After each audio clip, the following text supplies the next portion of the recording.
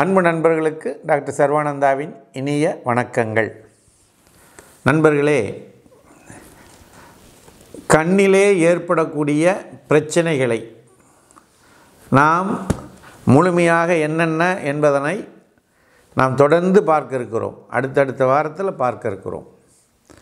இந்த வாரத்தில் ஆம்பிளியோபியா என்று சொல்லக்கூடிய லேசி ஐ இதைத்தான் நம்ம பார்க்க போகிறோம்.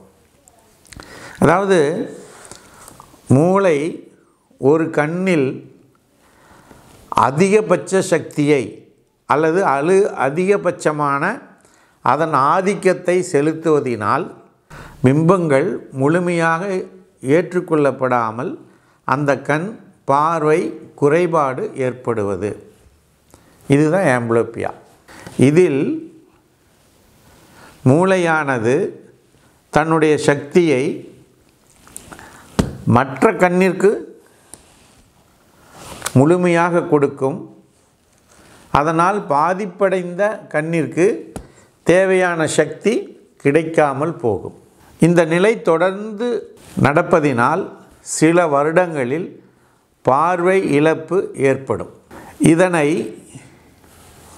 உரிய முறையிலே கண்டுபிடித்து உடனடியாக ஹோமியோபதி மருத்துவ சிகிச்சை செய்வதின் மூலம் இந்த பாதிப்பினை தடுக்கலாம், பார்வை இழப்பினை தடுக்கலாம், சரி செய்வதற்குரிய முயற்சியை எடுக்கலாம். மற்ற கண்ணும் எந்த வகையிலும் பாதிப்படையாமல் நாம் அதற்கான பாதுகாப்பை ஏற்படுத்த முடியும். ஆனால் இதை சரியாக நாம் கணிக்கணும். இதுக்கான காரணங்கள் என்ன? ஒன்று, மூளை வளர்ச்சி குறைபாடு, நரம்பு பாதிப்பு,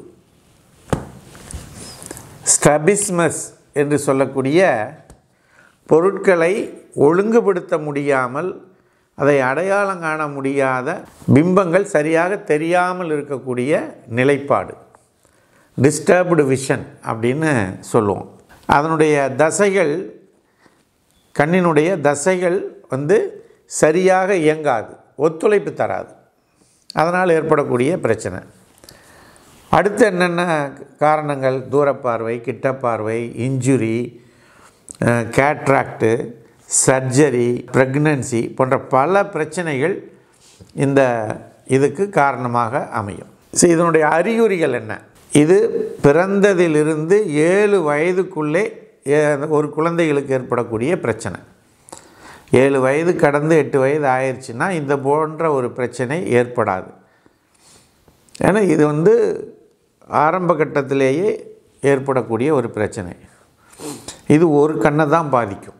ஒரு பொருளையும் அந்த கண்ணால் பார்க்க இயலாது. அடுத்து என்ன நடக்கும்னா, தலை அப்படியே லேசாக ஷிவரிங் இருக்கும், பொருட்கள் சரியாக தெரியாது, நீள அளவுகள் சரியாக கணிக்க முடியாது. இப்போ இதுதான் பக்கத்தில் இந்த பொருள் இந்த இடத்துல இருக்குதுன்னு கை நீட்டினா அது எட்ட இருக்கும் அல்லது முன்னாலேயே இருக்கும்.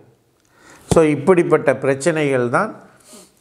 இதை பார்த்து நாம் ஆம்பிளியோபியா டிசீஸ் இந்த குழந்தைக்கு இருக்குது அப்படிங்கிறத நாம் கண்டுபிடிச்சிக்கலாம். ஸோ இப்போ இதுக்கு ஹோமியோபதியிலே என்னென்ன மருந்துகள் இருக்குது அப்படிங்கிறத பார்க்கலாம். பாஸ்பரஸ், ஜெல்சீமியம், ரூட்டா, ஸ்ட்ரெமோனியம், நேட்ரமோர், சைனா போன்ற பல மருந்துகள் ஹோமியோபதியில் இருக்கிறது.